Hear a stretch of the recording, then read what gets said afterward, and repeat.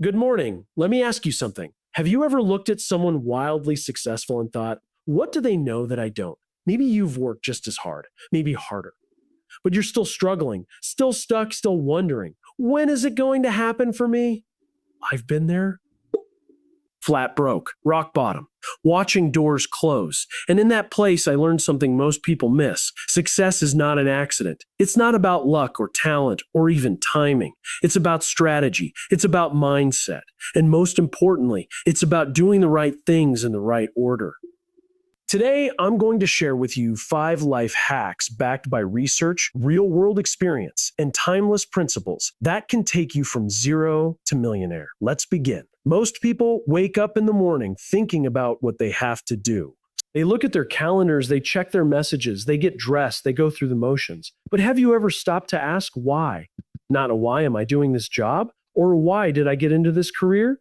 I mean a deeper, more fundamental why, the kind that tugs at your soul, the kind that won't leave you alone, the kind that turns work into purpose and effort into legacy. See, people believe they need a brilliant idea to become successful, a $1 million concept, a revolutionary product. But that's not the truth. The truth is, you don't need a $1 million idea.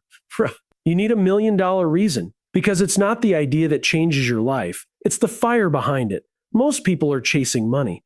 They think wealth is the finish line, but millionaires, the real ones, they're not chasing money. They're chasing meaning. They're chasing meaning. They found something they care about so deeply that they can't ignore it. They're building something not just for income, but for impact. Think about it. When you wake up and your body aches, when the world tells you no, when your bank account is empty and your confidence is low, what keeps you going? It's not discipline. It's not caffeine. It's purpose. Purpose is what gets you out of bed when your alarm goes off and no one's watching. It's what fuels you when results haven't shown up yet. It's what makes quitting impossible because the mission is too important. Take Howard Schultz, for example. He didn't set out to sell coffee. If his why was simply to open a coffee shop, Starbucks would have been just another corner cafe. But he had a different why. He wanted to create what he called a third place, a space that wasn't work and wasn't home, but something in between, a community hub, a sense of belonging. He'd seen it in Milan, cafes filled with warmth, conversation, connection, and he wanted to bring that experience to America. That's why Starbucks didn't just succeed. It connected. It spoke to something deeper in people, the need for comfort, community, and consistency in a chaotic world. And because his mission was clear, every decision that followed had direction. The music, the layout, the barista training, it all aligned because he knew why he was doing it. And here's the thing, when your why is powerful enough, you'll find the how. You'll figure out how to get funding, how to learn new skills, how to survive the slow months, the mistakes, the rejections, because the why gives you resilience. The why gives you courage. The why gives you clarity. You don't need to have it all figured out today. You don't need a 10-year plan or the perfect elevator pitch, but you do need to start with why. You need to know what you're fighting for, who you're doing it for, what future you refuse to leave unlived. When you have that, when your mission is clear and it matters, you won't need motivation. You won't need someone to remind you to hustle. You'll move with intention. You'll lead with conviction, and the world will feel it. So don't ask, what should I do? Ask instead, why does it matter? Because once you answer that, the rest will follow. The real accelerant, the multiplier that turns good into great into unforgettable, is people. Relationships are not a bonus. They are the infrastructure. If money is currency, relationships are compound interest. They don't just add, they grow, they accelerate, they multiply over time. One conversation can change the direction of your life. One introduction can open a door you never knew existed. One believer in your corner can lift you out of obscurity and into possibility. But here's the thing. Too many people network with a hunter's mindset. They show up looking for something. A job, a sale, a favor. They treat relationships like transactions. Short-term, surface level, and self-serving. But the ones who truly rise, the ones who build lasting wealth and influence, don't network to take. They network to give. They build relational capital. To get high-lane, not because they're trying to manipulate the outcome, but because they understand something deeper. People remember how you made them feel. They remember who listened, who believed, who gave without asking for anything in return. Think of Oprah Winfrey. Her talent was undeniable, but talent alone didn't build an empire. What made her unforgettable was her ability to create trust. She didn't just interview people, she elevated them. She made her audience feel seen, and she made her guests feel safe. She gave value first by being present, by being generous, by being real. And because of that, people opened doors for her again and again. Not out of obligation, but out of respect, out of loyalty, out of love. You have that same power, but you have to flip the script. Instead of asking, who can help me? Start asking, who can I help? Who can I serve, support, connect, or uplift? Who can I listen to without judgment, mentor without ego, encourage without expectation? That mindset shift from extracting to contributing is what changes everything. It's in everything. It's not about being extroverted. It's not about small talk or schmoozing.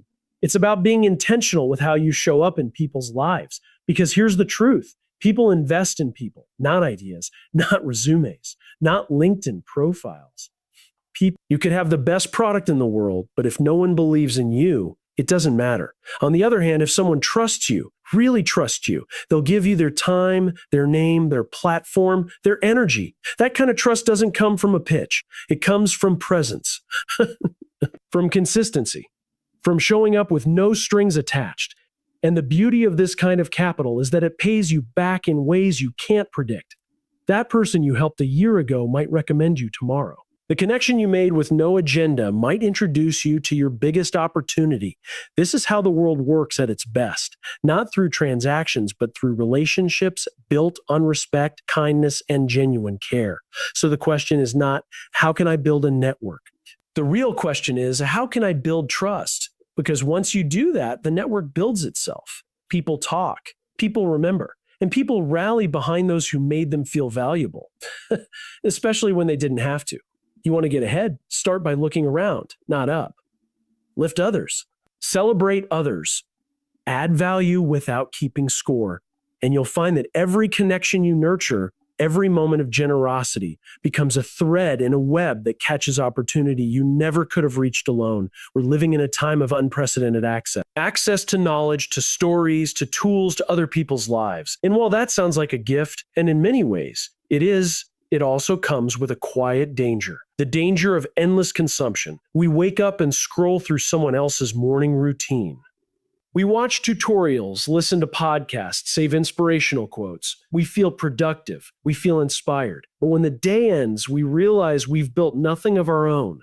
We've spent the entire day watching someone else live their dream instead of working on ours. The truth is, the world is full of consumers. People who observe, who admire, who study, analyze, and plan. And while there's a place for learning, there comes a moment when learning becomes avoidance. When another YouTube video isn't helping you grow, it's helping you hide. Millionaires don't just consume, they create. They are producers in a world of passive participation. They take what they know, no matter how limited, and do something with it. They make products, they build services, they launch content, they create communities. They don't wait for someone else to give them permission. They give themselves the green light. Sara Blakely did exactly that. She didn't come from wealth. She didn't have investors, a fancy degree, or industry connections. She had a $5,000 savings account and an idea, footless pantyhose, something small, something specific, something she believed other women needed. And instead of researching it to death or waiting for someone to validate it, she moved, she prototyped, she pitched. She walked into Neiman Marcus herself and sold the idea because she believed in the problem she was solving. That belief, backed by action, became Spanx, a billion-dollar brand that redefined an industry. And it started not with consuming more knowledge, but with doing something about the knowledge she already had. That's the difference, the shift, the habit that rewires everything. You don't need more information. You don't need a perfect plan. What you need is the courage to start, to build, to share, to sell, to repeat that process not once, but over and over again. Because every piece of content you post, every prototype you test, every email you send, it teaches you something. It moves you forward. It builds momentum. And momentum is where confidence lives. It's easy to hide behind the illusion of preparation. It feels safe. Watching others build gives us the thrill of success without any of the risk. But you can't grow without risk. You can't find your voice without using it. You can't build a business by reading about business. You build by building. That's how you learn. That's how you get feedback. That's how you discover what the world actually needs from you, not in theory, but in practice. So here's a challenge. The next time you feel the urge to scroll, to consume, to watch someone else win, pause. Ask yourself, what can I create today instead? It doesn't have to be perfect. It doesn't have to be big, but it does have to be yours. A post, a prototype, a pitch, a plan. Whatever it is, make something, anything, then do it again tomorrow. Because creating is how you take control of your life. It's how you stop watching and start leading. It's how you move from inspiration to action. And that action, no matter how small, is the seed of every great success story. There's a silent game playing out around us every day, and most people don't even realize they're in it. It's not about how much money you make. It's about what you do with the money you have. And the truth is, too many people are losing the game before it even starts. Not because they're lazy, not because they're not smart, but because they're investing in all the wrong things. They're buying approval instead of assets. They're chasing impressions instead of impact. They're spending money to look successful instead of using it to become successful. We live in a culture that rewards image, flashy cars, designer shoes, luxury vacations. It all looks good on social media. But here's the truth that rarely gets posted. Most people go broke trying to look rich. They spend money not because they need something, but because they need to feel something. Validation, status, a sense of belonging. And while there's nothing wrong with wanting nice things, the problem begins when you prioritize looking wealthy over actually becoming wealthy. Millionaires think differently. They don't treat money as a trophy. They treat it as a tool. They understand that every dollar earned is a decision, a vote for the future. And how you spend that dollar says everything about where you're going. Think of your money like soldiers. Trump. Most people send their soldiers off to fight battles that don't matter. Temporary highs, unnecessary gadgets, fleeting experiences. Millionaires send their soldiers into battles that build empires. They invest in things that grow, things that multiply. Things that buy them time and freedom, not just temporary pleasure. Warren Buffett understood this from the very beginning. He bought his first stock at the age of 11, not because someone told him to, not because it was trendy, but because he understood something that most people spend a lifetime ignoring. Wealth doesn't come from earning, it comes from owning. And he didn't chase risky, get-rich-quick plays. He built wealth the boring way, slowly, consistently, intelligently, over decades. And today that consistency has made him one of the wealthiest humans on earth. Not because he was chasing dopamine, but because he was chasing dividends. You don't have to be a financial expert to do the same. You don't need millions in the bank to start thinking like the wealthy. It begins with one simple shift. Start seeing money as a seed, not a prize. When you get paid, ask yourself, will this purchase grow me? Will it compound? Will it serve me 10 years from now? Assets are not just stocks and real estate. They're skills, knowledge, businesses, systems, anything that works for you while you sleep, anything that gives you more time, more income, more choices. Buying a new phone might feel good today. Buying a course that teaches you to build passive income, that pays for itself over and over again. The wealthy understand this game. They delay gratification. They don't need to prove anything. They let their results speak. They don't buy status. They build. And the irony is, when you stop spending money to impress people, you start to become the kind of person others are actually impressed by. You don't need to be born into wealth to think like the wealthy. You just need to play a different game. One where the goal isn't to win today, but to build something that wins for you every day moving forward. It's not about chasing trends. It's about chasing freedom. And freedom doesn't come from spending. It comes from investing. So what ties all of this together? What connects the power of purpose, the strength of a skill stack, the depth of authentic relationships, the courage to create, and the wisdom to invest? It's not just intelligence. It's not hustle. It's not even timing. It's something far more human, far more real. It begins in the heart. It begins with what you believe about yourself and what you believe is possible. Because this journey from zero to millionaire isn't just a financial one. It's an emotional. It's the journey of becoming someone who can carry the weight of wealth, the responsibility of impact, the humility of success. It starts not with strategy, but with identity. Who are you when no one is watching? What drives you when applause disappears? What keeps you steady when the wins take longer than expected? You don't have to come from wealth. You don't need elite connections or the perfect resume. None of those are prerequisites for success. What you do need is a reason so strong it makes you unstoppable. A mission that makes the struggle worth it. A fire that outlasts failure. That's the foundation. And when you build on that foundation with the right set of skills, not just technical, but human, creative, relational, you begin to stand out, not because you're the loudest, but because you're the most aligned. You bring something to the table no one else can replicate, because no one else has lived your story, learned your lessons, and earned your scars. But you can't do it alone.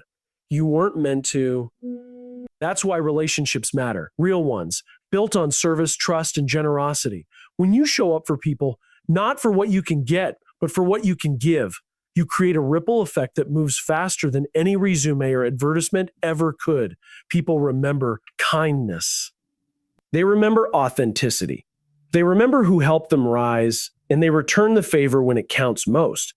And while the world wants to pull your attention in 1,000 directions, telling you to consume more, learn more, follow more, you have to make a choice. Will you be a spectator in someone else's story or the author of your own? Creation is messy. It's uncomfortable. It means putting yourself out there before you're ready. But it's the only path to building something that lasts. You can't build confidence by watching. You build it by doing. You build it by doing. Day after day, post after post, product after product. Build, share, sell, repeat. That rhythm will carry you further than inspiration ever could. And when the money finally comes, don't let it control you. Let it serve you. Because money is not the goal. Freedom is, impact is. Wealth is a tool to amplify the kind of person you already are. So be the kind of person who doesn't waste it. Learn how to multiply it. Protect it. Use it to lift others, to buy back your time, to build a life you don't need a vacation from. This isn't about overnight success. This is about inevitable success. The kind that grows slowly, steadily, deeply, until one day people call you a lucky and you'll smile quietly, knowing it was never about luck. It was about choices, mindset, discipline. And above all, it was about becoming someone worthy of the success you've built. The world doesn't need more people chasing money. It needs more people who are becoming worthy of it. People who lead with vision, act with intention, and give without expectation. Be one of them.